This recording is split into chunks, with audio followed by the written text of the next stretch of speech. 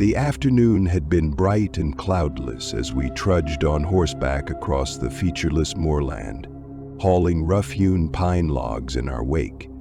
However, by the time we arrived at the raised earthworks, the sun had dipped below the rock-strewn embankment and a diaphanous mist appeared, as if offering moral support.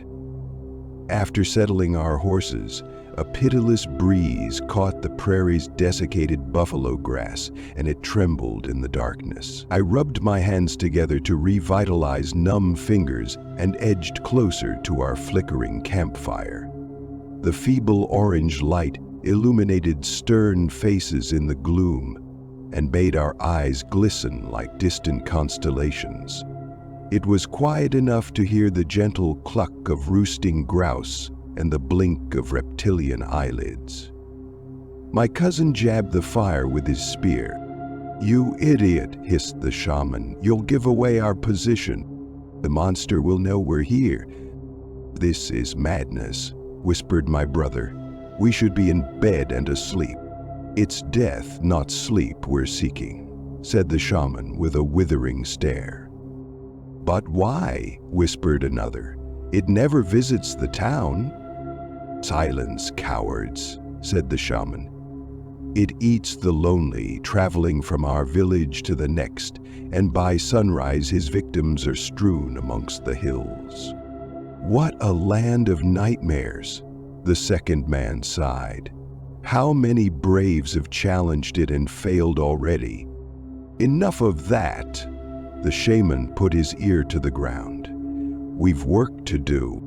A black velvet shroud enveloped the shimmering grasslands after midnight, while my brothers built a blockade on the monster's pathway.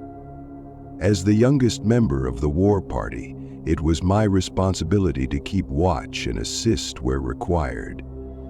I held 2 flaming torches aloft until they'd completed their demolition work, separating the glinting parallel tracks from the heavy timber. We had no choice but to wait for the Thunder Beast's arrival, even if it took all night. The nervous conversation ceased as we congregated around our campfire's smoldering tinder. My breath hung in the air like a pregnant cloud as I surveyed our group of warriors. All my brothers were of an age to prove themselves, and the shaman had insisted they volunteer to kill the creature. Once they'd agreed to his dirty work, he ceased engaging with any of them and kept an air of mystery, as if he alone received orders from unseen deities in the spirit world. No one ever questioned his wisdom, and few dared to analyze the incantations that passed those paper-thin lips. I recall catching his beady eye as we embarked on today's mission. He lowered his antler horn headdress and glared at me, as if challenging my unwelcome presence. He hadn't invited me, but resisted spitting an eternal curse, turning away with disdain. Long tradition. In previous years, the boldest of our young men faced the mysterious monster with little success. It had dispatched the bravest souls with impunity, and we dreaded its inevitable return. Our journey here was about revenge for my oldest brother's murder. His shocking death last year still haunts our family. The community remembers him as the bravest man ever to face the Thunder Beast. He'd followed the shaman's instructions and accompanied him to the parallel pathway, where they waited to confront the monster. My brother hovered on his faithful steed with his sturdy lance at the ready. Meanwhile, the shaman's horse pawed the ground, fidgeting while his master paced back and forth, sniffing the night air. For 3 hours they waited in silence, with only the ratchet-like rattle of clammy horsehide disturbing the bridle and reins. The grassland's wind-melted landscape had witnessed a million sunburnt leaves shaken from far-flung forests beyond the horizon. It had seen 1,000 souls die alone and confused in its mists of despair and eddies of pure darkness. This was no man's land, And beyond the power of mere men to own and exploit, the fog was a faceless emptiness of shattered glass and deafening thunder, which moved behind the pure white flashes of shattered glass. Impatient gales and flurries of rain soaked the sodden earth until, at last, a hush. Still, the two men marked time, waiting for the thunder beast to appear. "That's it," whispered the shaman. "It's coming." Miles off, but rushing with a rhythmic roar, the monster. In silence, my brother raised his unwieldy lance and steadied his horse, tightening his grip on the reins. An unworldly shriek scythed the mists of the great plain as the beast's roar announced its approach. A dazzling amber glare exploded on the hill line, followed by its dark, trailing muscular physique. It poured over the rolling countryside like a predaceous arthropod and plunged down out of sight. "Get ready." My brother gripped his steed with his knees, assuming an offensive stance. "What?" Slow down to charge. He braced his lance with rigid fists and urged on his horse. The thunder beast rounded the bend. Its glaring amber eye blinded my brother as he rushed onward. With a deathly howl, it charged toward him. The lance struck under the unlidded eyeball, buckled and catapulted my brother through the air. The thunder beast struck him and ground over him, rending him asunder. Careering by, the solid mass crushed the luckless horse into the rocky pathway, tearing it limb from limb. All the while it shrieked, shrieked, and shrieked again, and spat fire and exhaled billowy cloud. The monster shot through a gully and vanished on its way, leaving bloody devastation on the ground and sooty smoke and steam dissolving in the fractured air. The fog was swirling around us like a cauldron of curds and whey when the shaman stretched his limbs and proceeded towards the thunder beast's path.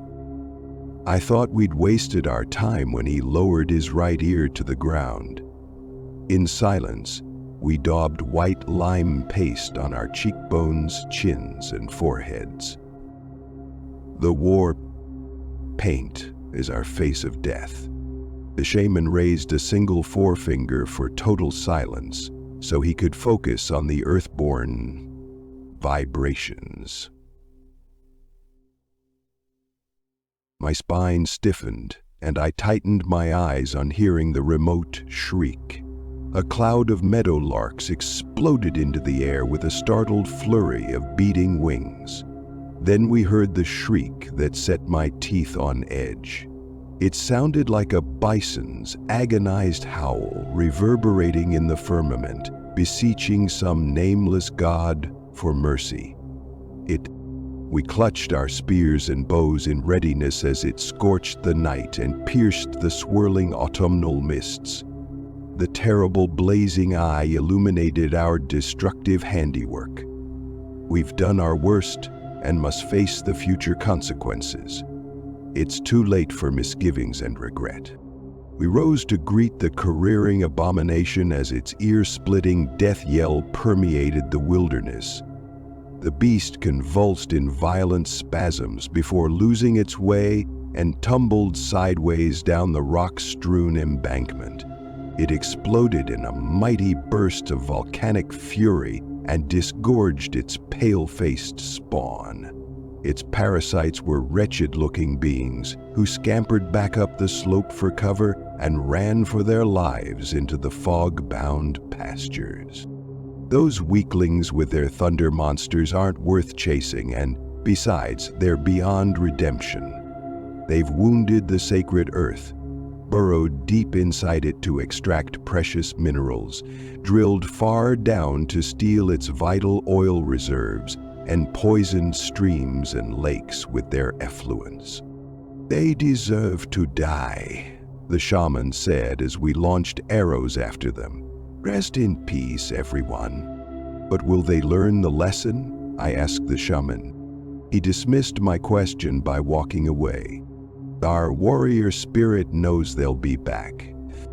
They'll want revenge for this atrocity. Who knows how we'll fight them? This will be our undoing.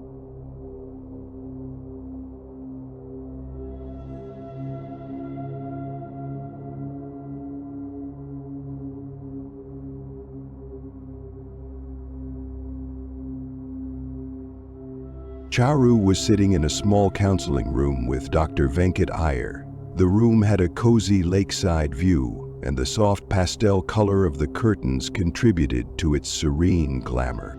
"I am going to hypnotize you. Are you fine with it?" Dr. Venk asked in a composed way. Charu closed her eyes hard and swallowed a lump in her throat. "Amide," Charu said in a suffocated whisper. "Relax and listen to the vibrations of my voice. No one is going to hurt you. Relax. Your eyes are heavy. You are sleepy. Sleep. Relax." It took 10 minutes for Dr. Venkat to get Charu completely under his control. "Hi, Charu." "Hello, doctor. Do you know why you are here?" "Yes, doctor, to understand my weird dreams." "Do you have any idea why you get such dreams?" Charu lowered her head down and started breathing heavily. Dr. Venkat watched her personality changing. Suddenly, she sat straight, pulled out the hair clip and let her hair open. Her face became vivacious and her eyes sparkled as she gave a captivating smile. She began to sing in a husky voice and in a zany accent. "Then listen to what Mother Nature says. Water always makes ways.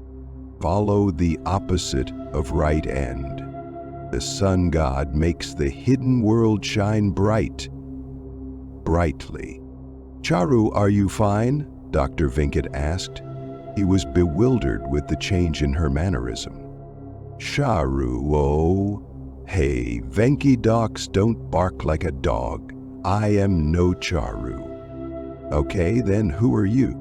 "Smarty docs, I am Cheryl," she said, jerking her head. "Hi, Cheryl. What do you do?" "Egyptian archaeologist, the greatest sculptor of this world. I am Miss Cheryl Varghese," she said, proudly, lifting her chin up.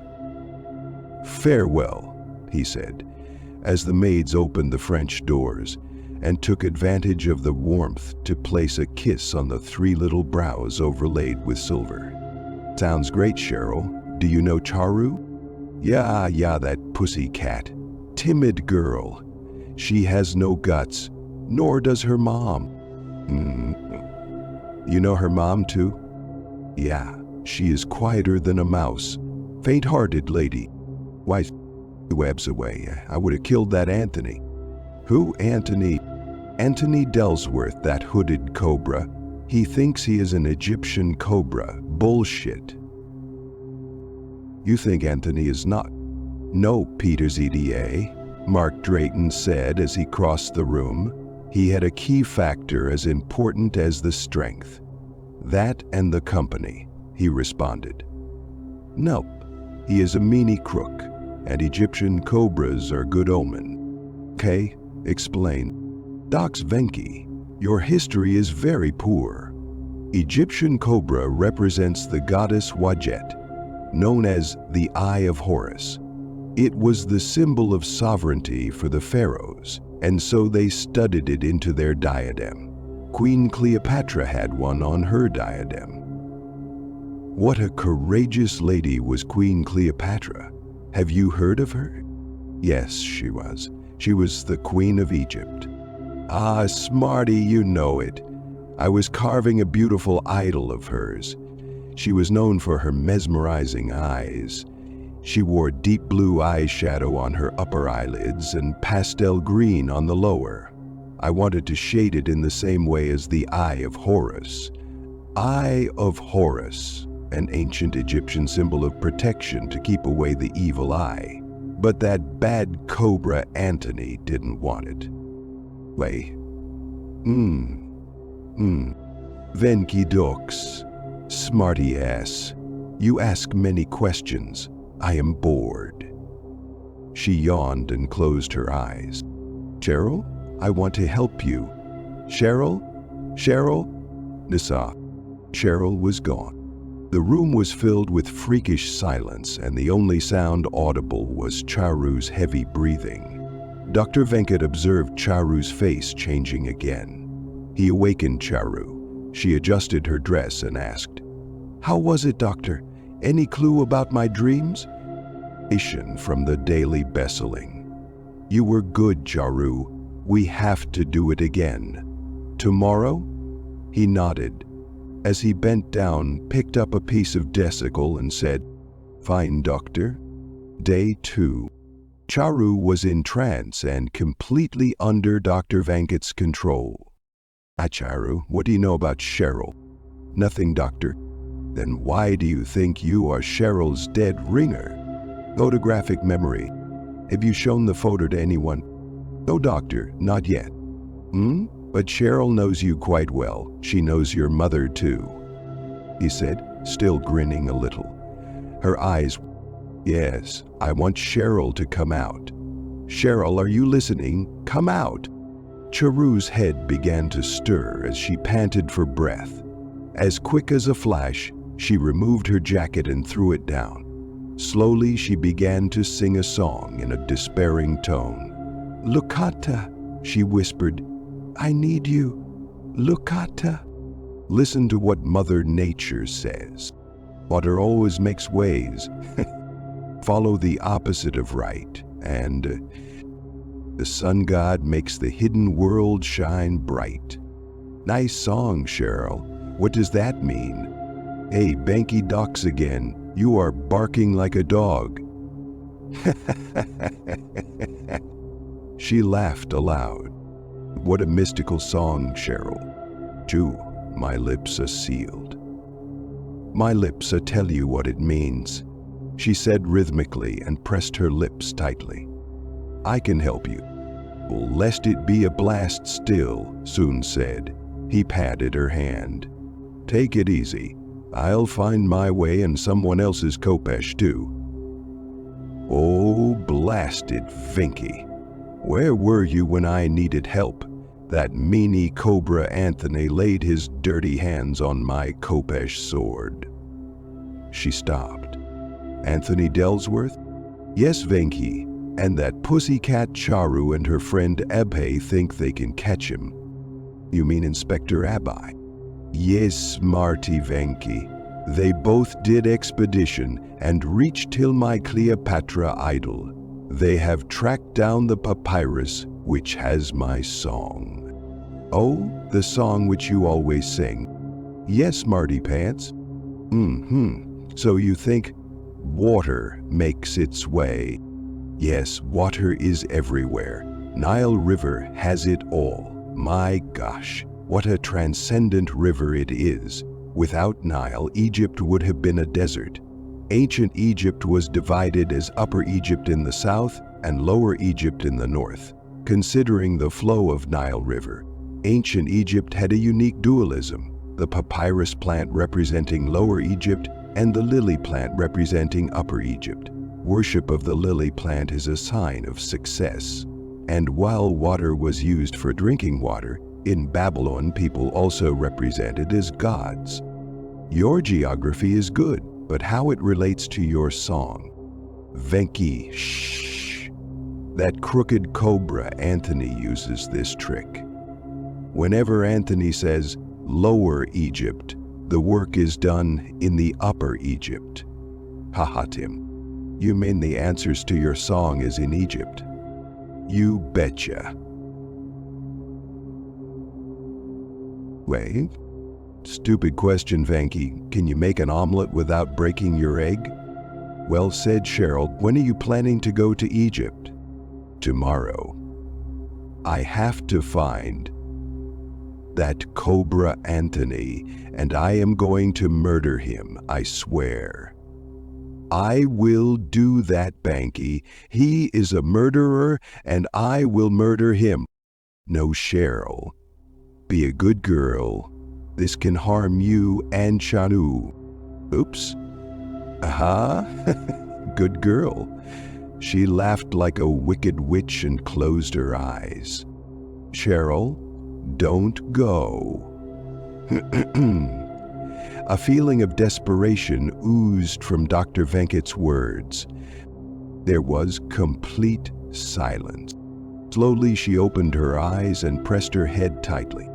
Doctor, why am I having this terrible headache? Charu, is that you? Yes, doctor. How was the session today? Dr. Venkat Iyer was speechless. The only silver lining which caught his mind was Inspector Abhay. Day 3, Inspector Abhay. Inspector Abhay was sitting with Dr. Venkat Iyer. The room possessed a mist of opaque ambiguity. This will sound strange to you, Abhay. Charu's case is of multiple personality disorder. Cheryl is her alter ego. Dr. Venkat broke the silence. Say maram smaram, but never. She is so normal. I mean, Abhay was completely baffled. Charu is normal. Her alter is not. Cheryl, her alter dominates Charu. I am confused. Multiple personality disorder is confusing. In fact, it's always a question of debate in our psychiatrist group. Human mind is the most mysterious creation of this universe. Usually an alter takes a birth because of a childhood trauma. To cope with trauma, the victim's mind creates an alter. That's the beauty of human mind. Charu has created Cheru to heal her emotional pain. Now the tricky part is Cheru knows Cheru, but Charu is unaware of Cheru. But there was someone named Cheryl Varghese in Fort Kochi. The villagers chatter about her uncanny death. Probably there was a woman named Cheryl and Cheru knew her, but a traumatic incident of Cheryl affected Cheru. How different is Charu from Cheru? Abhay asked. Completely contrasting personalities. Charu is demure, obedient, disciplined, and practical girl, whereas Cheryl is vibrant, quite theatrical in her speech, and an artist who is poetic. Every word of Cheryl has some meaning. Some hidden secrets. Is it curable? Abhay was still engrossed with the concept of multiple personality disorder, intrigued by the unearthly hypothesis. Abhi, it's not a disease, it's her mind. If she is determined, her alter will go. Cheryl should vanish from her mind. How? It's not so easy. Before we step further, I want you to go through the video recordings of the hypnotherapy session. Though not pellucid, the transcripts surely have leads. It's against our ethics to confide the transcripts, but Charu's life is in danger. Her future action is perilous for her and someone else. She is going to Egypt to murder a person called Anthony Dellsworth. What? Abhay said vigorously, shaking his head. Yes, Abhay. The transcripts can help you in solving the case, but it's going to be dice with death for both of you. Dr. Venkat handed the recordings to him. Thanks, doctor. Abhay gave Dr. Venkat an apprehensive handshake. Stop Charu going to Egypt. Cheryl is adamant, and her ascendancy over Charu is impregnable. She can bewitch Charu's mind till her mission is accomplished. I have a sense of foreboding, a sign that something dangerous is going to happen. Dr. Venkat sighed as he leaned backward, resting his back on the chair. He genuinely wished good health for all his patients, but Charu's vulnerability made him fall for her a bit more. Abhay rushed out of the clinic and tried Charu's number, but in vain. He got in his jeep and speedily drove to Kochi airport.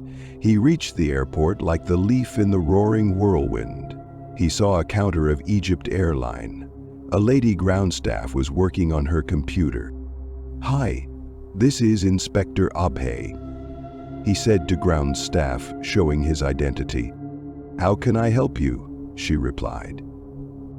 Any flight for Egypt now? It's like number EYA 974 just took off. Holy shit. Can check for Ms. Charu Uman in the passenger list? Just a moment, sir. She glanced through the list of passengers. Yes, sir. Miss Charu Uman seat no, M305. The flight is off? Abai asked, googling his eyes. Yes, sir. The flight has taken off for Egypt. Abai collapsed on the nearby couch. Staring aimlessly at the counter, Abai recollected their law days in New York.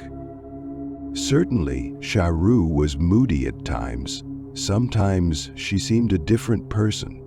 A sporadic shift from a sparkling personality with bubbles of freshness to a demure person who was withdrawn in her own shell. The transcripts have some leads. The utterance of Dr. Venkat echoed in Abai's ears, and he headed home to decrypt the clues given by Cheryl. In Egypt, the idiosyncrasy of Egypt was the deserts. Egypt, a large country covered by deserts, where the inhabitants clustered around the Nile River. In some circles, the theological ideas of the ancients remain as foreign to them as ancient slain.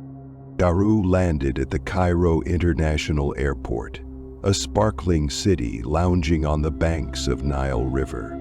A city associated with ancient Egypt, the Egyptian Museum, the treasure of antiquities. The Giza pyramids at the heart of the city made it the most mystical place. In light of that, Charu landed at the Cairo International Airport. The treasure antiquities made it the most mystical place. In this capital city of Cairo, one crinkly man was smoking hookah. Though old and feeble, he sat upright stiff. He looked wondrously evil, with a cobra tattoo on his left arm. Cobra, the lady is in Egypt, his assistant said. The color of his face turned pale. He immediately dialed a number. Hi, Vincent. Charu has landed, Anthony Dellsworth said in an uncertain tone and disconnected the phone. He started rocking his chair and his mind tried to contemplate Charu. What makes you interested in this girl, Cobra?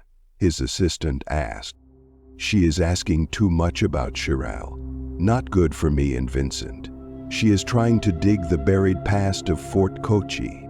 Anthony was unable to fathom the reason of Charu's interest in Cheryl's life. It would be dangerous if she could unfold Cheryl.